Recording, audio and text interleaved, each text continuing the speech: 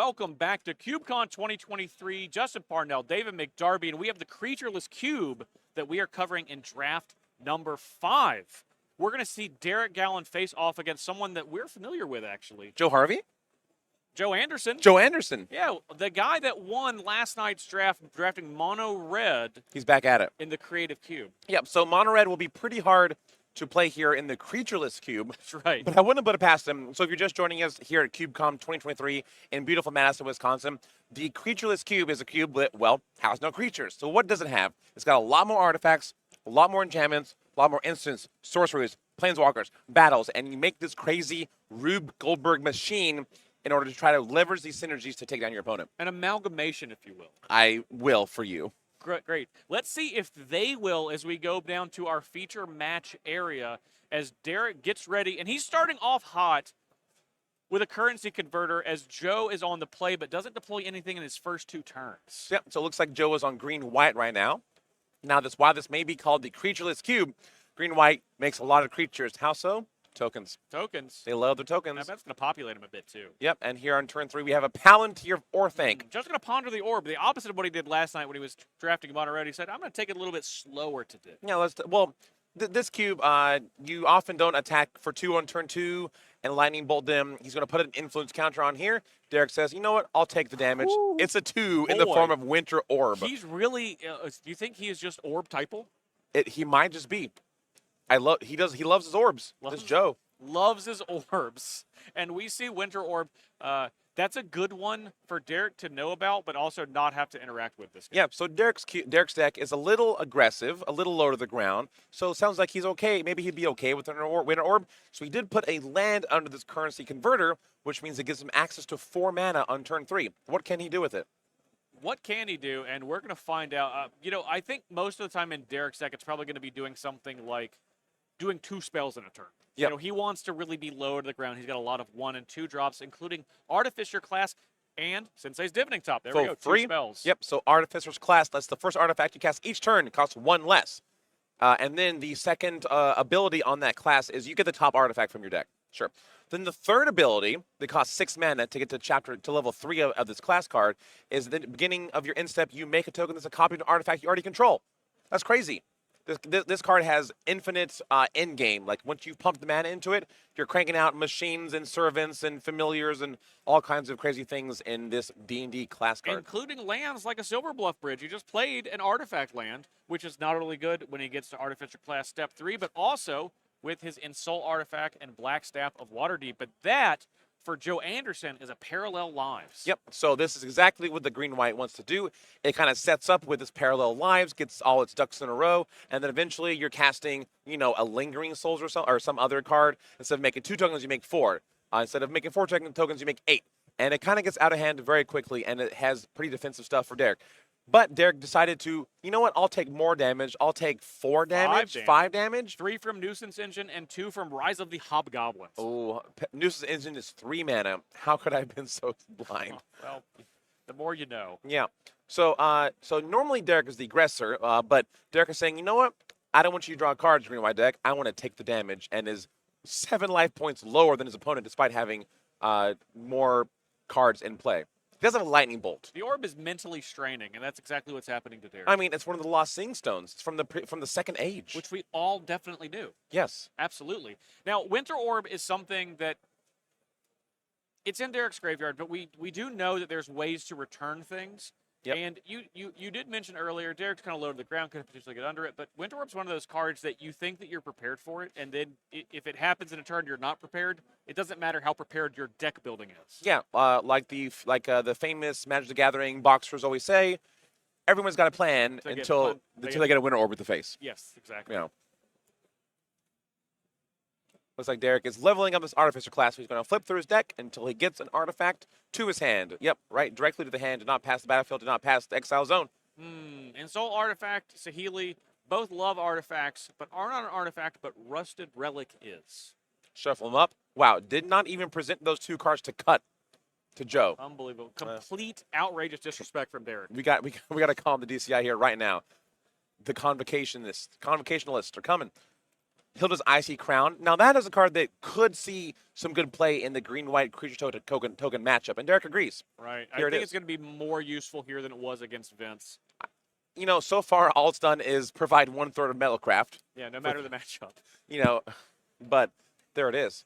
And it's really the onus is on Joe to start doing things. He does have that orb taken away. He also has a Luminarch Ascension, and Derek is providing no pressure at current time. So things could get off the ground very quickly for Joe if he's able to hold off Derek. Yep, so Joe is saying that go ahead, take your time. Let me play some angels. And Derek's like, I've taken 7 damage already. Go ahead, draw a card. I really appreciate the card that Joe drew was called the Herd. I appreciate he put it on top because he's like, you let me draw it, or you let me draw it and then take 4. Yes. Or take 3 rather. Yep. So this call the Herd could add some pressure, but Derek's kind of under hidden pressure in the forms of Orthanc, the Palantir of Orthanc and Luminarch Ascension, kind of passive pressure, if you will. Your life total may not be going down, but your options and resources will be going down relative to your opponents. Right, they're definitely dwindling, and Derek is going to need to start to apply some pressure. Looks like Luminarch Ascension is likely going to get a counter this turn. I mean, Luminarch cards often get counters, but They do. Ascension is way more powerful in Commander than the Aspirant. It sure is. It sure is. But you know what? We're playing Cube today, Cube. and I feel like it's still going to be tough for Luminarch Ascension to get to 4, and that's the number of counters that it needs to be able to crank out these 4/4 angels. Now, if it can, Joe's going to be able to tap 1 mana, 1 and a white mana to be able to create a 4/4 angel, but it's actually going to be 2 thanks to Parallel Lives. So Derek on the other side, really considering his options. We know that he has Rusted Relic in hand, so that is something that could come down and start applying pressure next turn. Yep. But right now, he is going to play the Rusted Relic because it costs 1 less thanks to Artificer. Thanks, Artificer class. Thanks, what a guy. Yep. Luminarch Ascension. Also, I believe if Derek is wondering if he wants to Lightning Bolt Joe right now because you just had to not lose a life on your opponent's instep. So that Lightning Bolt kind of can be a way to stop you from getting a counter. But Derek's going to play the Black Staff of Waterdeep. So, yes, you get a counter now. But Derek is deploying some creatures, and we'll get some pressure going. It's on to Joe to actually affect the board in a meaningful way this turn, probably with this call the Herd. That's good because Derek's going 7 wide across his battlefield right now. And we do have that good on Derek, making sure that Luminarch Ascension gets 1 counter, but Derek's saying, I'll give you 1 because it's going to be the last one you're going to get. Well, sure, but also Derek is just a consummate gentleman, and, you know, it's CubeCon. We're not competitive REL. We're CubeCon REL. That's and exactly right. You know, let's just play the game, have a good time. Maximum fun REL. Maximum fun. Joe's going to scry 2, and then Derek's going to have the option to mill 4 or let Joe draw. I think we are firmly in the you can draw a card stand. Yeah, Palantir of Orthanc has turned into a instep scry 2 draw card. Yeah, not bad. That's not bad at all for the Lost Seeing Stones. And Parallel Lives did put 2 elephants. One of my favorite art token, Lars Grant West, is the artist for the elephant token there. Yeah, that makes sense. And one of my absolute favorite tokens, and one of my favorite cards that has fallen out of favor in a lot of cubes, Call the Herd. I do wish that we were in a situation where it could be great, but it is going to potentially do the job here for Joe. How do you feel about Trumpeting Herd? I like Trumpeting Herd. I like it in a cube I played recently, the Peasant Combat Cube. Oh, wow, that's a really good cube. It is a very good cube. It's one where the name on the box tells you exactly what it is. Much like the Creatureless cube. Exactly. Look, no creatures in play whatsoever right now. Well, only 3 creatures in play, but 4 because Currency Converter, again, has taken up the Black Staff and has turned into a 4/4 that's going to come down, and we are going to see Lightning Bolt be deployed to take out one of these elephants to avoid the double block, and Rusted Relic will finish off the other one. Yep, so Lightning Bolt did get rid of one of the 4 elephants that will spawn from that one piece of cardboard. Right. You know, you do what you got to do. Now Derek is playing another creature for Mirrodin. And we're going to see a single 2/2 Rebel come down because Derek does not have a token doubler. That's on Joe's side, and he's going to likely try to leverage that for the rest of the game. We know he has a Keljoran Outpost in his hand, and that's going to be able to make 2 tokens every turn that he activates. Yep, it looks like Joe for the turn drew Doubling Season, which is really good with token creators. However, he needs to figure out should you play the long con and have all these enchantments that don't affect the board so you can have an explosive turn, or do you know what, I kind of need some more 3/3s to stop this rusted relic and this rebel from really wrecking my life points.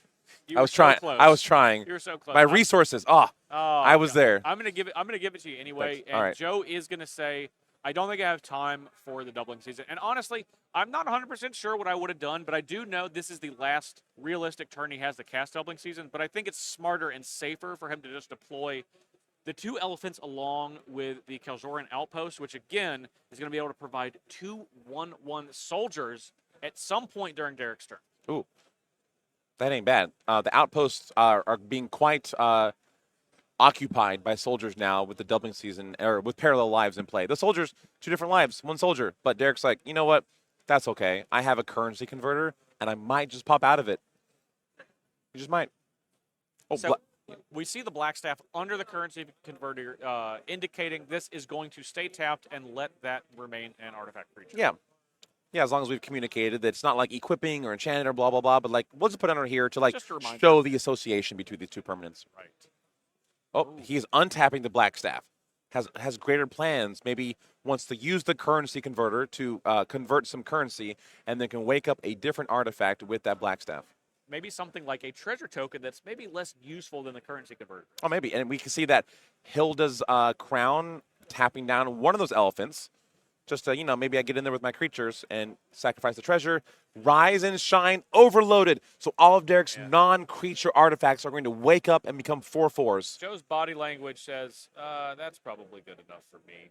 Let's go ahead and count this damage up. And Wow. the great thing for Derek is 16 happens to be divisible by 4. It does. So we have 1, 2, 3, 4, 5 4/4s, a 5/5, and a 2/2. We're going to try to go to blocks. And I do think that Joe is going to barely survive, but none of his creatures will. So he's going to go, well, I mean, one elephant is. One elephant, One yeah. elephant's going to survive. I think he can survive, or maybe even take down one of Derek's creatures, but he's going to need something very impressive next turn. He cannot take down. He can't. I'm trying to do math here. I mean, are you blocking right now?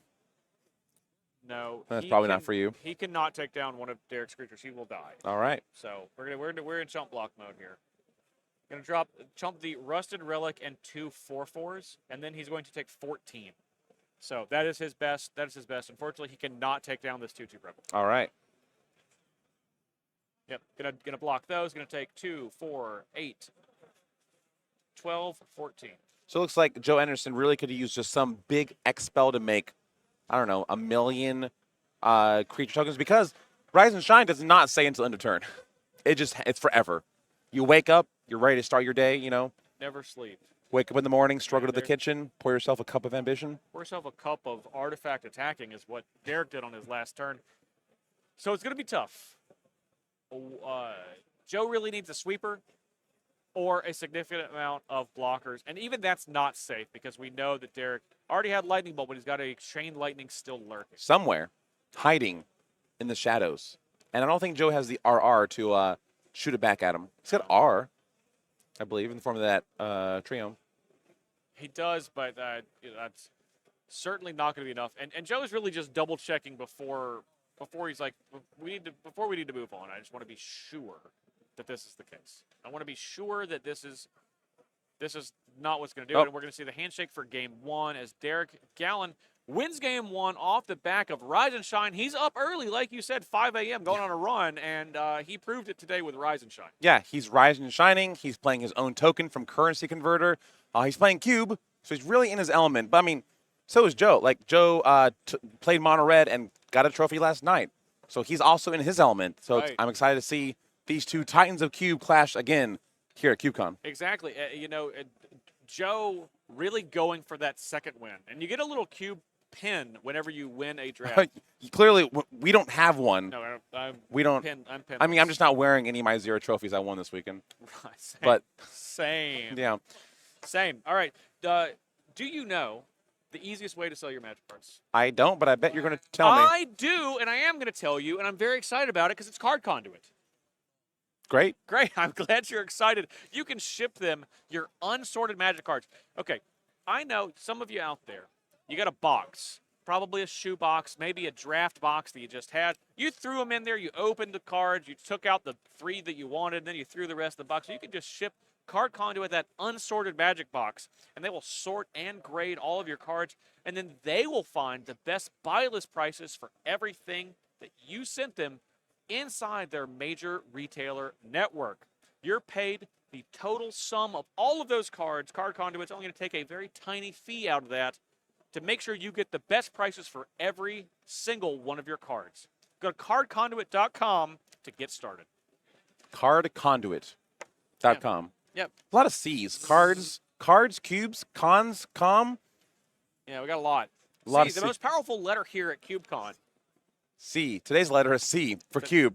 Yeah, it's that letter every day. It's going to be the letter tomorrow, too. Spoiler alert. Yeah, so. Do you think Derek is spending a lot of time doing sideboarding in this matchup? So Derek saw his opponent was on creature tokens and enchantments to make more tokens. I don't know if Derek has anything to really do about that. But Joe was like, you know what? This 7, not for me. I'm going to throw it back. Joe's deck sounds like it has the higher payoffs in the forms of Doubling Season, Parallel Lives, and whatnot, but needs more work to get that work in.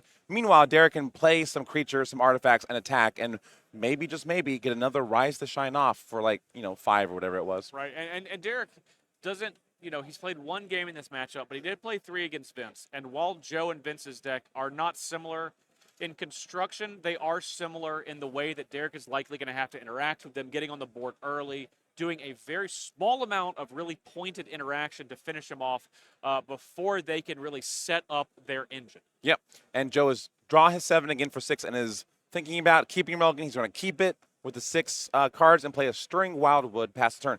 All 10 creature lands are in this cube. Well, 10 creature lands are in this cube, 1 for each colored pair, because you got to get your creatures somewhere. That's true. We're going to see Stirring Wildwood as the first one to come down to this matchup. Yep, and then a lot of the Adventures in the Forgotten Realms creature lands are also in here. Like we saw Din of the Bugbear try to take down Karn Living Legacy. Derek answers back with a desk in the form of Mishra's Research Desk. Wow, you've made that sound incredibly impressive. Yeah, I mean, it's a really strong card. Have you seen how many words are on this card? I'm still reading it. The words on the card relative to the amount of mana shows you how strong it is. I'm glad that no one has played the One Ring yet, because I started reading that back in June and I haven't finished yet. Well, I heard that one cube out here, the Devoid Cube, has the One Ring in it. That also has a Chaos Orb in it. And you flip it or something. You flip it on the round. Yep. I saw somebody cover up one of their best lands with the One Ring. Indestructible. It's indestructible. I got to that part. Yeah. So you couldn't blow up that land. Oh, that's clever. Yeah, much like the Darksteel Citadel that Derek played. Only at CubeCon can you see that. Yeah. That's great here. But something you can see in a lot of other places could be Call of the Herd. Yep, could be. It's been around for 20-plus years. Still good. Still good. We're going to see, again, some searching through that token stack to investigate for a clue, which Derek has found as he goes to his 3rd turn. Still no red mana to activate that research desk, but we probably have some lurking, and it's not like he really wants to activate the research desk anytime soon. Yep, he doesn't even need it right now. But Joe played Call of the Herd. I did spy a Doubling Season in Joe's hand, which means, after turn 5 comes around, he's making some tokens, but Derek's like, you know what? I think I don't want you to have that time, and I'm going to animate this indestructible land with Rise and Shine and attack for 4. And this is the exact kind of thing I'm talking about, that this needs to be Derek's plan, and I think that probably now that he's played with this deck more, because when you play with your cube deck, the first match you don't always have a lot of time, and Joe is going to try to slow down Derek from doing that with Glare of Subdual, being able to tap his creatures to tap Derek's creatures. Yep, so this is Glare of Subdual is kind of like opposition, but instead of blue, it's green white. So it's less strong, but more acceptable. And this lets Joe tap his creatures to tap Derek's creatures or artifacts. Notably, there's a lot of artifacts, and that artifact not only is an artifact, not only a creature, but a land, and it kind of performs the role of opposition, tapping down the opponent's lands. Derek follows up with a red-blue land in Silver Bluff Bridge, an indestructible land, his 2nd of the game to go along with Darksteel Citadel. Now, Joe has the chance to really lock the game down by deploying a handful more creatures. Ooh, and this is Ooh. a gigantic spell. Wow. So Sundering Growth. What does this do? I played Sundering Growth so many in my cubes. It's a naturalize, first off, for green-white hybrid. There it is. Not only does it 2 mana destroy a thing, but it populates. And there's probably nothing better you can populate on turn 4 than an elephant, or turn 5 than an elephant you just recently made. That's huge. A 3/3 destroy a thing for 2 mana. That's the power of Selesnya, baby. One day, every pillar will be a tree, and every hall a glade. But today, a research desk is going to be a graveyard desk. Yeah, that's fine. As Derek's going to find a couple of spells, going to leave the Rogran Triome in the exile pile, and then is going to play it. That's going to be the selection to be played for the turn, and then we're going to see the Crown deployed. Yep, so here we are, Hilda's Crown of Winter. It's going to tap down his opponent's creature. So we got kind of a tapping mirror match, a real tap dance battle, if you will. I'll tap my thing to tap your thing. I'll tap my thing to tap your thing. Yeah, I think that Joe is going to be winning this tapping battle, as unlike last game, Joe's got time to deploy Doubling Season, and this is a card. Derek, he has a lot of ways to deal with artifacts. He has slightly less ways to deal with enchantments. Yeah, blue and red doesn't really do that. White does. But did Derek board in any of the white enchantment removal cards? He didn't see Glare of Subdual. He didn't see Doubling Season. Those didn't get deployed last game. He saw Parallel Lives. Was that enough to say it's worth it for me to go heavier into white like he did against Vince? Right now, it doesn't look like it, but that doesn't mean that Derek didn't have the heads-up play to do that. Yeah, so Derek has some time. He has some cards. He's got that treasure token. He's got the clue token. He's got the Mistra's research desk. He even has Hilda's Crown of Winter to let him draw some cards. So now it's really up to Derek. Does he want to try to fight through these tokens? Does he want to remove the tokens? Does he want to remove the Doubling Season? What does he want to do? And those creatures are being tapped. So yeah, looks like Derek tried tapping a creature, and Joe's like, well, I'll tap your creature if you tap my creature. And now it's up to Derek to see what he can do to deploy some threats to deal with Joe's Elephant Army. Elephant Graveyard. Wow. There's an elephant graveyard potentially lurking, but right now we just have the elephant crew in the form of the both halves of Call of the Herd. Now, fortunately for Derek, we're not going to see Call of the Herd come back, but what we are going to see is a magic card that might be from a secret lair. I had to guess. Yep, that sounds about right. We're going to try to exactly find out what that is. It looked like it tapped the Hilda's Crown of Winter, and we are going to see Call of the Herd coming back for the second time. That sounds about right. Making 2 more elephants. Now, where did the first elephant come from? The first elephant came from Call of the Herd. The second came from the Naturalize. That's right. We populated it. Yeah, we populated. Elephants had some fun, and boom, another elephant was bad born. News. That's bad news. That's too many elephants for Derek. Yeah, if I were Joe, I would just probably tap that Darksteel Citadel right here on Derek's upkeep so that he doesn't gain access to that mana. Yeah, because right now in his main phase, he has the chance to either decide if he wants to attack with it. I'm putting that in air quotes because he's not going to get the chance. But if I were Joe, I would take the decision out of his hands and just say, nah, let's just go ahead and tap that now. And we're still trying to find out exactly what this They're trying to help us out here really bad. Unsuccessfully. We'll continue on, and hopefully we will get an update soon on what that secret lair card could potentially be. Oh, Pithing Needle. Thank you so much. That would have been my 100th guess. So it sounds like, have to go down I would imagine Joe named Hilda's Icy Crown perhaps with his Pithing Needle. To, you know what, just don't draw cards, don't tap my creatures down. I have a needle. Your turn.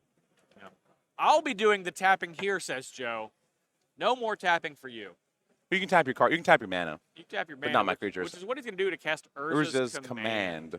So we'll see what Derek decides to do with this. It sounds like he'll be making a Karn Struct with this card. That's oftentimes what is being made with it. But maybe he just drew a card. We don't know. We'll find. A Power Stone. And draw a card. And Scry 1, draw. Scry 1, draw a card? Yeah. Okay. Going to go up essentially 2 mana with that Power Stone. And, I think Derek does need to go deeper in his deck and have to put together a big play here.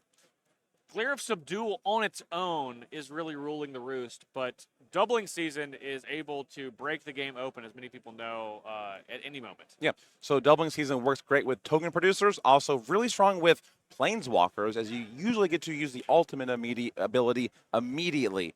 Doubling Season is just an amazing card for every format that has the environment where you can play a turn 5, do nothing enchantment on turn 5.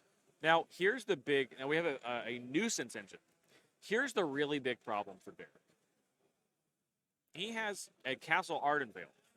Joe could simply just decide to stop casting spells, make 2 1/1s a turn, use those 1/1s to tap Derek's blockers, and start attacking with his 4 elephants. And that happens about twice in the game's over. The game's over. Yeah. Yeah. So with this Nuisance engine, Joe can make a couple of 0/1s each turn. Usually this isn't that bad, but with Glare Subdual, his defensive army just continues to grow. And Derek doesn't have a lot of ways to end the game outside of attacking with artifact creatures. So this is really going to be a big problem for Derek. Yeah, it's going to be a huge problem. And Derek's still not going to be able to, required to have to tap his lands from the Glare because he's not able to quite do that, unlike opposition. So he has options. He has a Sublime Epiphany in his hand, but is it too little too late against 6 tokens and more on the way, as many turns as Joe wants with that Castle Ardenvale? Yeah, I mean, Sublime Epiphany does a whole lot of magic for 6 mana, but I don't even know if the power of the most powerful blue 6 mana spell since Upheaval even has it in them. Yeah, and I don't think that's going to be enough. I don't think that Derek has a sweeper in his deck. If he has Mindslaver in, that would probably do it. But I don't think he does. I would guess that Mindslaver sitting in the sideboard, despite what Derek truly wanted to do with this deck. But he decided to not quite be as cute and have Mindslaver. But we're just going to see those 2 little pest tokens tap Derek's 4/4 and 5/5 attacker. And Derek knows this is his last chance because the elephants are going to start to come to town now, and they are angry. Yep, I mean, an elephant never forgets to attack, especially when there are pest tokens that are blinding your opponent's creatures in the eyes. Right. So we have 2 pests. Oh my gosh, what are we going to see? What is here? this? 6 mana. We see Joe shrugging, and this is Titania's Command. Now Joe's like, you got a command? I got my own. Yeah, I have the better command, the Sublime Epiphany. But Derek has a counter spell, a bounce spell, a copy spell, and a draw spell. A lot of spells for 6 mana. It is a lot of spells, and I can appreciate Joe going for the KO, because had that resolved, the game would have ended. We would put 2 +1/+1 counters, which is 4 +1/+1 counters with Doubling Season on each of his creatures. Sure is. Holy moly. And he could have got 2 bears, which would have been 4 bears also with Doubling Season. Duh, bears. Yeah, instead we're going to say nothing, and Glare of Subdual going to get bounced back to hand. If I were Joe, I would say, well, your mana's tapped, you've bounced the Glare, I can still attack for 12. Even though you have the chance to hit me back a little bit, I still feel pretty comfortable doing that. Well, he can get hit back for what? There's some pests around that, but yeah, they don't matter. The Glare is being bounced. So attack for 5 because of the 2 Rusted Relics, 4 because of the Darksteel Citadel, and then that's 14, which puts Joe dead to Lightning Bolt or Chain Lightning. Well, that's if he doesn't choose to just block with those pests. Yeah, if he doesn't choose to block. So I would imagine that he is. I think Joe has played this game pretty conservatively. Yep. He has opted not to attack in the last couple of turns, trying to really sew up the board. For this turn, it didn't work out, but I think he's positioned himself well to where he can't just get got. You never want to get got. You do not want to get got. Oh, I hate getting got. It's the last thing that you want to do. And it looks like Joe is just going to, I think he just might be passing the turn. It looks like he's still deciding. Okay, I don't want to speak too soon. There we go. There we go. Here they come. Get in there, buddy. Get in there. The red zone. You drafted mono red last night. You like to attack. We know it. Going to serve for 12. 9's going to get through with those 3 elephants. And Derek's going to go to his turn with some big decisions to make. I think this is going to be a very critical turn for Derek. Whether he makes it to his next one is not guaranteed, so he's going to really need to do some work here. Yeah, Derek drew 2 islands for his most recent 2 draw steps. And with that crown disabled, he's going to really have to think about what he's doing. But he's counting his mana. He's doing the math. Artificer class. Okay, this is something. It doesn't do anything right now, but with 2 more mana, it does get him the top artifact from his deck. And we're going to find out together, all of us here, what that artifact's going to be. Me, you, Joe, Derek, and all the viewers. We're all going to find out together. What this artifact is and what do you want it to be right now? I want it to be something that's not in this cube. Okay. So. Well, I want reality to maintain its reality to me. Okay, so what do I want to see? Yeah. Well, we're not going to see lightning bolt. We're not going to see. What about a halberd? Well. Hexblade halberd, right? Yeah, it is. And Joe is going to be celebrating Mirrodin here in just a moment. Joe is definitely celebrating Mirrodin, I think. Yeah, that's the thing. Derek might not be as excited for Mirrodin as Joe is because that was something that, oh, you've played an artifact and or a creature. Well, that's something I'm simply going to tap on my turn. That's fine. I problem. accept the charges, Derek. And this is the problem. This is the problem with cards like Glare, cards like Opposition. If you know it's around, what you're going to attack? You can't play any blockers. If you use your attackers to attack, you're going to just lose on the next turn. Yeah. So Derek is going to, well, I want to deal some damage, so I will destroy these 2 pests with these 2 rusted relics, and then for 6 mana, deploy. This is the card I didn't know what it was. Flood of Tears is going to return all of the permanents. Now, you were talking about upheaval. Oh. This is about as close as it gets. Yeah, this is a Cyclonic Rift. Well, for everybody. So, yeah, upheaval, all these permanents. So, Derek's taking us back to the Stone Age with Flood of Tears. Did Derek return 4 non-token permanents to his hand? He did. He Now, already picked one up, so he's going to get to play one. Here comes the Omniscience. Here it comes. I believe. Yep. This is Omniscience. Or I could be. Maybe I'm wrong. I guess he only picked up 3. That's rough. That's rough. All right. So that was a break glass in case of emergency button for Derek. Yep. It's going to buy him a turn. It might even buy him 2 turns if he's lucky because those tokens are not coming back. No, a doubling season might be the first thing Joe puts back. We have to figure out, does Joe want to go big for the season? Or, it is not the reason for the season, and Joe simply wants to tap 4 mana to put Derek to 5 with that Stirring Wildwood. That's an interesting decision because we know the cards that are in Derek's hand. We know that he has. I mean, Joe doesn't know. Well, Joe knows most of them. Yeah, I was going to say he knows most of them. We know Artificer class. Artificer class can find something else. It's also going to let Derek cast his artifacts for less, such as this Rusted Relic that's probably going to come down for 3 mana. Nope, we're going to go looking. Go looking. What artifact can we get this time? Not going to be a 4 Mirrodin artifact. Well, it actually could be. It could be. We could see a Dragon Wing Glider come down as he's going to go through a crazy amount of his cards. We found one. We found one, and it costs 0 to play. That's even better. Wow. You didn't think that card could get more powerful, but here we are. Here we are. Derek still has 5 mana and a 1 mana discount for the artifact that he's going to cast next. But for 2 mana, here comes the Hex Gold Halberd. Nope, not for Mirrodin. Oh, it will not be for Mirrodin today. I will not preemptively say for Mirrodin. I think that would. Thank you. Yeah, you really got to wait till it resolves to make sure. Let's wait for Mirrodin. Okay. Excellent timing. Now that we've got that out. Excellent timing. Derek is going to deploy a second card, which is going to be the Rusted Relic. Yeah. Trying to put more pressure on Joe, who decided to attack with that Stirring Wildwood rather than reset up his board. Yep. So Joe is trying to go for the kill before Derek is able to put up the defenses. But now Derek has a 5/5 and a 2/2. There are exactly 3 artifacts on Derek's board thanks to that Dark Steel Citadel. So Rusted Relic ain't so rusted anymore. Oh, removal spell. Here it comes. Return to nature. How appropriate on the Rusted Relic. You were in nature before, then you turned into a creature. I would like you to go back to nature permanently this time. Please. Does Joe then attack for 3 with this Stirring Wildwood? You made the decision. If you're Joe, you made the decision to do that last turn. Yeah. I would imagine. I mean, you're not going to do. I don't see any lightning bolts in Joe's future. Those are on Derek's side of people with the red mana. So, what was your? What's the plan if it's not attack with Stirring Wildwood? Maybe Joe is drawing to some spirit tokens that he has in his deck.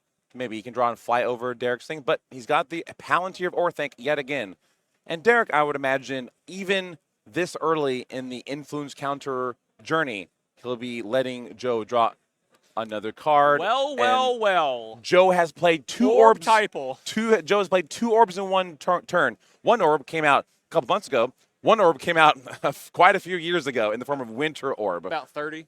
About 30. About 30 years ago. About 30. So now, remember what we were talking about earlier about Winter Orb, and I Yes. was like, yeah, you might think you're prepared, I mean, but you forget about it for a second. You tap 8 lands, and then you untap with 1. it very quickly becomes a loser orb for you instead of a winner orb. Yeah. Joe's got a light of life to work with here. So Derek's going to need to attack with that Rebel 8 times. Yeah.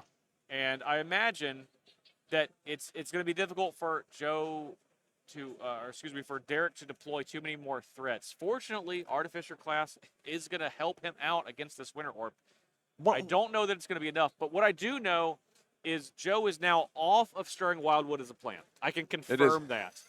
That is not a great use of resources. And Joe simply passed the turn. Derek was like, yeah, whatever you do, you're drawing a card. I'm not going to take the risk of getting hit with a 5-mana spell or, 5 mana worth of spells total. And Derek's like, well, I'm draw a card, attack you for 2, I suppose. This Sensei's Divining Top, really bad news if you want to use it to look through your library with Winter Orb in play. Yeah. But Derek decides, you know what, I'll play the Currency Converter because this lets him make a 2/2 creature who makes himself every other turn. And that might just be the threat chain that Derek's looking for to convert his spells into It could be, rogues. but we also know, is this the Huntsman's Redemption? It sure is. Now, you know a card that's in Joe's hand? It's Pithing Needle. Oh, That got bounced. It's no longer on the crown. That's true. It could come back down on Currency Converter. and just like stick. It's like Derek says, lightning bolt that elephant. No chance. Get out of here. It's like a paperclip in the Currency Converter. Just like bloop, and it just can't work anymore. We're going to find out if Pithing Needle is going to be deployed. And that was a pretty big and meaningful turn for Joe, trying to put down a 3/3, which, very critical. But it's not that the game has necessarily screwed to a crawl, but there are now cards in both Derek and Joe's deck that are simply not going to be cast for the remainder of this game. Right. That is the effect Winter Orb has. And honestly, this Winter Orb is going on for quite a while, but we see Joe play Staff of the Storyteller. Like I said, it is a card that makes flying creature tokens that can maybe fly over of Derek's defenses, which is, maybe that was a heads-up play to get Stirring Wildwood to get Derek down to 5 life total points. Well, and realistically, it's going to be even more because we know the Huntsman's Redemption is going to give that spirit +2/+2 and trample next turn, likely putting Derek to 2, which is danger zone against that spirit. And Derek not quite beating down quickly enough. Not quite. To be able to make that race go in his favor. Yep, so Chain Lightning was in Derek's Game 1 deck.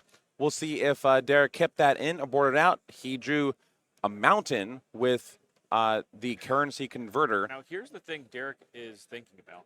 Do I want to discard a land that I don't need, or do I want to discard a non-land that could turn into a rogue? Into a Derek. And that's what he chooses. That's what he chooses. I think that's what I would choose, too. I think so, too. I like Derek's token.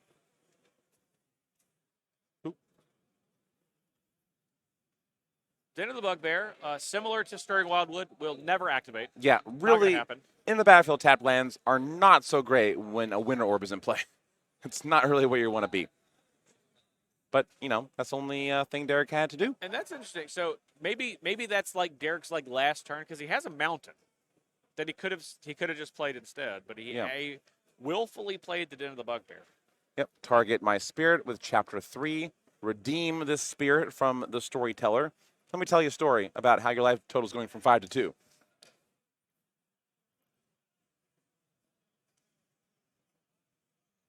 Is Derek going to take a look with Currency Converter? Not quite. Not quite. We're going to likely scry 2, draw a card. Yeah, let's put that in the graveyard, please. I don't want that to hit Chapter 3 again. It is not the never-ending story. No, the story's over. It's quite over. The Huntsman has been redeemed. Moving on. There he is. Derek going to apply additional pressure in the form of himself. So currently, Derek will attack for 4, put Joe to 2. Joe will attack Derek for 1, put Derek to 1. and Derek could finish the attacking with 4 next turn. So Derek is currently winning. He's in the driver's seat in this race. That's true. It's up to Joe to do something, and Joe is doing something. Yeah. He's casting Verdant Command. Ah, that's going to make some tokens. This will make 2/1/1s, and I imagine Joe would be gaining 3 life here. Yeah. Yep. Do the tokens come to play? They do come to play tapped. So Joe going to be going down to 4. Yeah. Still going to be ended up with 2 tokens. That might be enough to change the race. To fit. Well, because Derek, it says 5, but we know Derek's at 2. There we go. So that life total has been updated. We now have any 2 of these 3 attackers are going to be lethal for Derek, and this is something I might have waited until the very end of the turn to deploy. Yeah. Now Derek. Now he has a healing in his hand. So Derek is trying to figure out, can he change an artifact into a creature? But I think Derek's going to draw a card with the Sensei Divining Top and look for an out to these squirrel tokens that came out of nowhere. That sounds like desperation, but it is where Derek is. He does need to find something to deal with not 1, but 2 of these. Yeah, Derek drew Improvised Club. Without that 3 life, Joe would have been dead. But he gained 3 life. He did. So Joe's not dead. I'm very good at telling stories. Well, but just goes to show, had Joe waited until the end of turn, or in response perhaps to that Improvised Club, he could have really got Derek. But now Derek has some options and a play available to him. Does he have that Prismari Command in his hand? Not currently, I don't think. Okay, all right. I thought he might have had it in his hand, but the Improvised Club is going to pass the turn. Yeah, so now Joe is still in the driver's seat, and honestly, all Joe has to do is attack. That's all he's got to do. Attack with those creatures and see if Derek has a response. 2 responses. Unfortunately, 2 responses. One's not going to be enough because he needs to get rid of both of those tokens. I was mistaken. Derek does have the Prismari Command. He does have the Prismari Command. So he actually could have, on his turn, Prismari Command, make a token, then sacrifice the token, sacrifice another artifact to deal 4 damage. It's not exactly what you want, because I think the Improvised Club is a sorcery, but maybe I'm wrong. It's an instant. Those clubs can be improvised at any time. Okay. So this club's going to get picked up, the currency converter. It's a big old cash register machine. Bonk the squirrel in the head. Prismari Command takes out the flying token, and Derek will take 1 and go to 1. Man, Derek had 6 points of damage in his hand when Joe was at 7. This game's going to ultimately, so close. Yeah, it's really going to come down to the wire. I wonder, could Derek have tapped that Sensei Divining Top in response to the Verdant Command to draw the Improvised Club and take down Joe before he gained 3 life? Could that have happened? It could have, but a lot of things, Joe would have had to, Derek would have had the foresight to know that he has exactly 6 points burned in his deck. Right. Yeah, because he didn't have access to all that information when he did it. Now, retrospectively, yes. Yeah, but it's because the Sensei Divining Top is free every turn. Right. As long as Derek doesn't plan to play another artifact. So it kind of would have been a free look, but Only the first one with Artificer class is reduced by everybody 1. gets 1. Everybody gets 1. And Joe's going to get 1, and that's a look to try to end the game here, as he only got attacked for 2 last turn with the Rogue. But I the see Rebel that. Stayed back. Yep, I see that Stirring Wildwood is there with 3 other lands. Joe's playing your favorite equipment. Oh, Grafted War Gear. Well, this is going to force a block. We know that. We got a block for Mirrodin. That's over. That's over. And now with the Rebel Yell. And now we have to decide, how are we going to try to finish this game? Do we have Chain Lightning to attack for 2 and finish it off? Oh, geez, I don't know. Joe is going to continue to draw. Derek, again, did take a free draw because we know that that Sensei's Dividing Top is going to come down for free Tap on the next turn. 1 land. Here we go. There it is. And this is actually, it's clever because it costs nothing. And it gives you a little bit. Chain Lightning. Oh, my God. Off of the top. Unbelievable. Oh, my. Wait. Okay. So we want to confirm. The life totals are 5. We want to confirm the life totals were correct. Because if that was the case, then we could have seen an attack for 2 and then Chain Lightning to the face. Oh, I think. Oh, my. Okay. No. The life totals are correct. The life totals are correct. The life totals are correct. And so is the word on Derek's shirt. You said it, not me. This game is very exciting to watch. I will say that. Oh my gosh! And we have a Legion's Landing, and that's really bad. Legion Landing, normally Lifelink. normally a 1-1's not that big of a deal. How about a 4/3 lifelinker? Is that a big deal? That's a big deal. That's a really big deal. Yeah. Let's check out this Derek's equipment. going to need to find a third 1 mana, 3 damage spell in his deck. I mean, I don't you found think two. that it exists. Here comes Pithing Needle. I would probably say Sensei Divining Top. Just cut out that second card down below. Yeah, let's not worry about that. Yeah, not going to be able, and that's basically going to cut Derek off of a draw. Top. Yep. And Derek's like, you know what? Oh my goodness. Derek shakes the hand, the old mid-match handshake. So there aren't. I don't know how much time there's left in this round, but it's not infinite. No. So we're going to be going to game 3 and see just how far we can get into it in the form of Derek's Jeskai Artifact aggro deck versus Joe's green-white creature token making deck. It's gonna be tough. With Winter Orb. And it's 5 after 5 here in Central Time. And David, I know that you have something that you're very excited to do, and that we're all very excited for you to do. I am. So I'm gonna give you the option. I want to be here with you. Okay. All right. We have There's 4 4 minutes. minutes left in the round. 4 minutes. I'm staying here. All right, we're until gonna the very this, end. We're gonna finish this round out, and you should stay around too. Make sure you don't go anywhere. We're not even gonna break. We're not breaking. We're not breaking. Normally, when we say don't go anywhere, it means you go somewhere. Yeah, but really, we're not going anywhere No, this time. Don't go. It doesn't mean they don't go anywhere. Oh, yeah, don't right. Don't go anywhere. But what I do want you to do is I want you to follow NRG Series right here on Twitch. We have been so appreciative of their assistance working with us to make CubeCon happen and show you all of this excellent coverage. We could not do it without them. This last match is going to have to go fast one way or another. That's what Derek wants. That is what Derek wants. And he's on the play. Well, it's up to them. We'll see just how fast. I mean, I was talking about this time management strategy. You know, if you're playing a Magic tournament solely to win, there are oodles and oodles of articles you can watch of how to win Magic the Gathering tournaments. But, you know, when you're here to play to have fun, you still kind of want to finish your matches on time because it doesn't feel great when you go to an unintended draw. No. It doesn't feel great. No one wants that. Nobody wants that. No one wants that. Yeah, so sometimes, you know, look at the clock, see how much time is left so you can get more cubing in, so you can qualify for day 3. Day 4. Day 4 tomorrow. Tomorrow. It's day 4, yeah. Day 4 tomorrow. 64. Top 64? Cut to it. What cubes are they playing? We don't know yet. We don't know? No. Oh. I know what cube we're going to be covering. We're going to be covering Emma Partlow's Peasant Cube, which is going to be very exciting. Emma's actually going to be in the booth tomorrow, but she also is going to be in the booth in round 3. That's true. As David is going to have to go handle some business with some dungeons. Yeah, there's a dungeon. It's true. It's true dungeon. Real props. Real dungeons. Real cool. Here at Game Con. Yeah, we're very excited about it. Yeah. I'm excited, too, to represent CubeCon and at True Dungeon. Derek on the play here, really thinking about this hand, using a lot of that 4 minutes left in the round. Derek's thinking about, why did I chain lightning? You were, yeah. That's okay. I have been there many times. I have been there a lot of times. Derek might be thinking about, should be thinking about how can I win in extra turns from turn 0 on my first turn. That's true.